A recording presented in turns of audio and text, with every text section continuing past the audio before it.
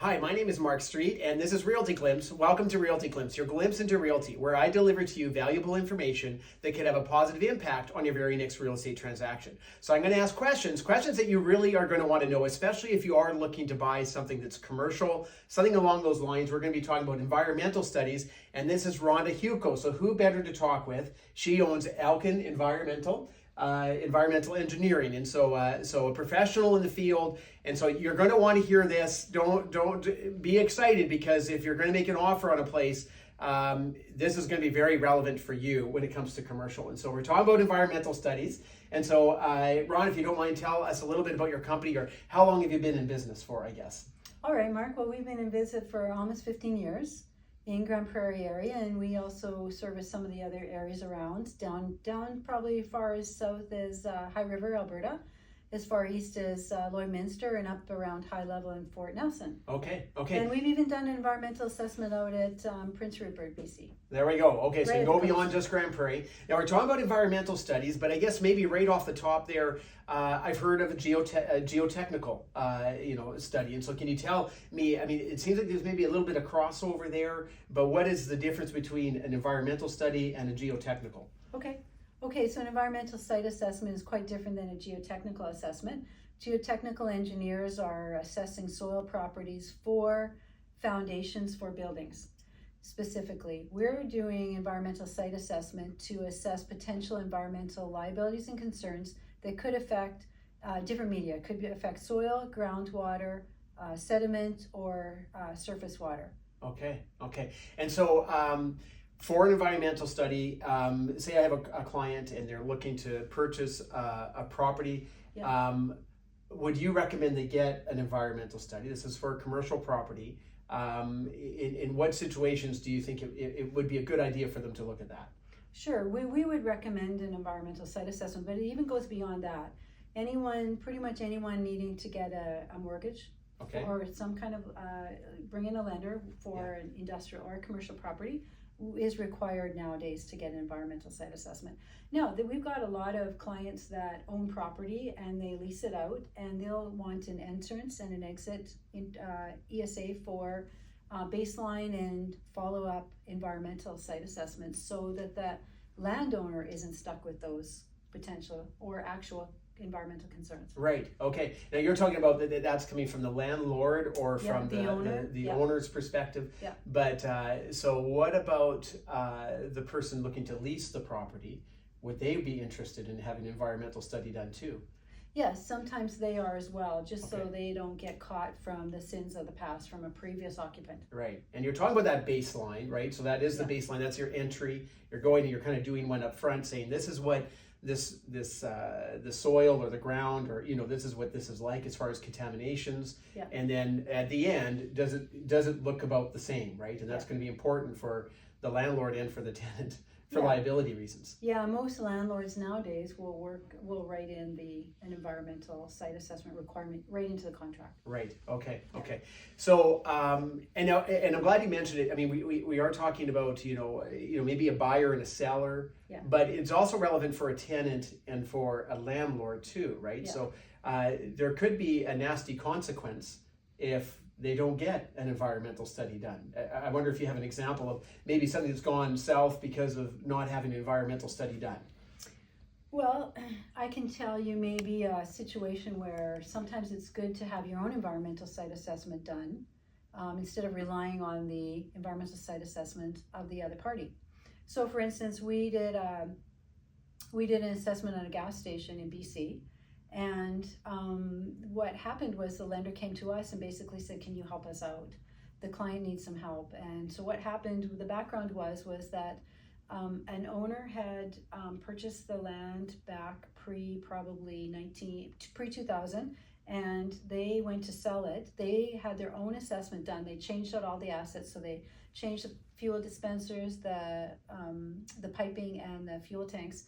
But there was contamination in the ground, and the reports show by the environmental consulting company, they only went to such and such a depth, say maybe 2 meters into the ground. Any contamination below that, they left in the ground. So then my client came along and wanted to buy this property, and they had the seller had recommended, their environmental company had assessed the liability somewhere around, I think if I remember correctly, about $8,000 to $10,000 of remaining contamination in the ground. You know what that cost? You know what they, so then after your study, it ends up costing more. So the quotes that came in from the other environmental consulting companies to come in and clean that out were $155,000, I think, and $215,000. Two different environmental consulting companies. That's when the lender came and said, he needs some help. Can you help this out? Because all he did was reduce the selling price. Right. The buyer paid about $8,000 or $10,000 less. Wow. So we were able to do a risk assessment. Thank goodness the lender accepted that for $55,000. But there's an example where if at the time of the sale, the buyer at the time, which was now my client was the owner, if the buyer had his own environmental consulting company looking at it from his own interests, such as oftentimes there's lawyers, almost always there's lawyers on two sides, environmental consulting company on two sides, environmental consulting company on his side would have probably suggested a lot higher liability left in the ground and to reduce that sale price. Okay. Yeah. Yeah. So for environmental studies, is there a here you're talking about a gas station, what about just bare land? Would you get an environmental study done on just bare land? Great question, Mark. Thank you. Well, we certainly would recommend it, and you know, it's always required if a lender requires it anyways. So it depends on, you know, historically what's happening. Don't forget also that we're looking at the surrounding properties, how they might affect that bare land. Yeah. What's on there right now, if it's already halfway through or there's been development around it. Are there soil piles and snow piles with salt that have been stored there? There's all kinds of reasons why you need an assessment with no bare land. Yeah. We had a site on the west end of town where it had been used always just for storage. No buildings were ever there, but you know, when we looked back in the air photos, they were storing a lot of snow piles there, and they also had some road salt there. And lo and behold, we went and assessed it. It was contaminated heavily with salt. We ended up spending several months cleaning it up. Unfortunately, that was at the cost of the owners because the occupant had gone under at that point. So yeah, sadly, that was a cleanup that the owner had to carry, which is exactly why they require entrance and exit. They should require entrance and exit baseline. Yeah, and you can see this being particularly important, say this conversation, for somebody looking to maybe just lease where financing might not be involved. Right.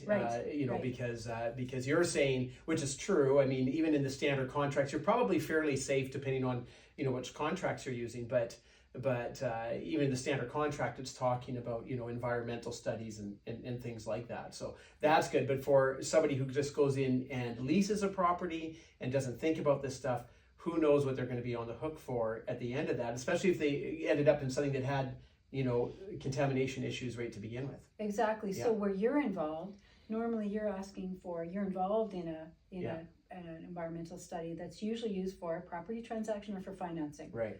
But in this case, this would be what we would call just for due diligence, where an owner is asking an occupant, or an owner is just doing its own due diligence and it doesn't have an occupant, but they want their own, they're paying cash, but they want their own assessment done. And wisely so. You just never know where these potential environmental concerns can lead. Okay. So say for example, so I have a developer right now, and let's just say hypothetically they have an environmental study that's done on this land, and a large piece of property. On a large piece of property, and then it's going to be, you know, and then now a client has come in, they're going to buy a single lot. Is that environmental study that's been done on that entire land okay, or does there need to be another one done now specifically on that individual lot? Yeah, so yes, again, a lender's going to require that. And again, if an owner has an occupant on there, they're going to want a baseline assessment. Okay. And sometimes that larger area refers to potential concerns on different areas, or since it's been done, it might have been done 10 years prior. And so what's happened to that specific lot since then? Again, a need for an ESA, Okay. Now that's, and I guess I was kind of thinking in my mind, you know, on a commercial setting, but now say, for example, I have another development that's for sale right now, and it's, you know, it's 130 some acres, and it's going to be used as residential. So will the lender want to have an ESA done for each individual lot that ends up being titled? No, normally not for residential. Okay. No. It's more of a commercial. Yeah, it's commercial industrial, yeah. The CSA requirement, the CSA standard always requires us, when we do an environmental site assessment, to ask for any previous environmental reports, any previous geotechnical reports, if there's any building condition assessment reports, any appraisals, any other inspection reports. Okay. The CSA requires us to review them and discuss them. Okay. So that's where we kind of carry the history forward, which is very important. Yeah. Because owners or lenders have been stuck with problems in the past when reports have gotten buried. Right. Because they haven't been forwarded on. Okay. And you kind of alluded to this already, and just to be very specific on this, you said, an older report that might be 10 years old or something like that. So here's the question, but you've kind of already answered it. But if is an environmental study that I had done, is that good? Now I don't have to worry about it. It's done, and 5 years later it's still done, or could there be issues that could still evolve over that time period, and maybe some examples of. Yeah, probably not. It's not good anymore. Okay. So the environmental report that we do is what's happened to the history up until the time the report's done. Anything future, there could be new potential spills or issues that are arising from the neighboring property. So normally a lender they typically don't like to leave a report use a report, rely on a report older than 3 years old, or something like that. Yeah. And maybe they'll be more gracious if it is like, say, farmland versus an industrial building or something like that. Maybe they would look at those differently. I'm not sure. Usually they don't. Even if it's farmland, they're still going to want something that's maybe newer than 3 years. Yeah. Okay, that's interesting. Okay, so ESA 1, ESA 2, ESA 3, ESA 4, these are all things that I've heard. Of course, ESA is environmental study assessment. But can you tell me what's the difference between these numbers that we hear? Yeah, sure. An environmental site assessment is made specifically to go phase by phase. So it would start with a phase 1, which is looking at potential environmental site assessments, and move into a phase 2. So if we do think there's potential environmental concerns, then we would recommend a phase 2, which actually goes into assessment. We would look at assessing soil and or groundwater, normally around here. And it's determined by the professional what the issues might be. How deep do we think the potential might be based on typical groundwater depths? The phase 3, now if the phase 2 shows there is actual contamination, then we'd have to move into a phase 3, which is typically talking about remediation. Now we can split the phase. Some lenders split the phase 3 up into phase 3, 4. So a phase 3 could be looking at remedial options. So what are we going to do with that? Are we going to remediate it in situ, meaning in place, or ex situ, meaning dig it up, address it, maybe haul it away, or address it in a land treatment area? Whereas a phase 4 or a kind of advanced phase 3 is typically actually cleaning it up. Okay. So what are we doing with that? Are we hauling it away? Do we need to haul it away? Do we need a risk assessment? Do we need a monitoring plan? Do we need a long-term monitoring plan? So it can kind of move on from there. Right. But typical might be for a lender. A lender normally likes it 100% clean. So the easiest way to do that is to oftentimes remediate, excavate the soil, any contamination, and then haul and dispose. Okay. So that's Rhonda Hewko. Rhonda, I wonder if somebody had more questions related to environmentals or geotechnical or other things that you could help with potentially. How could they learn more, I guess? Yeah, they could contact us, contact me if they wanted to. We've got a website with our email addresses and phone numbers. They can contact us. Okay. And I would recommend, it's important to do, and also, I just want to caution people that when they're talking and looking at an ESA, they really do have to. We all want to have an ESA, a phase 1 that's going to pass. In other words, we don't think there's any potential environmental concerns and liabilities, and I just want to really stress that's not always the case.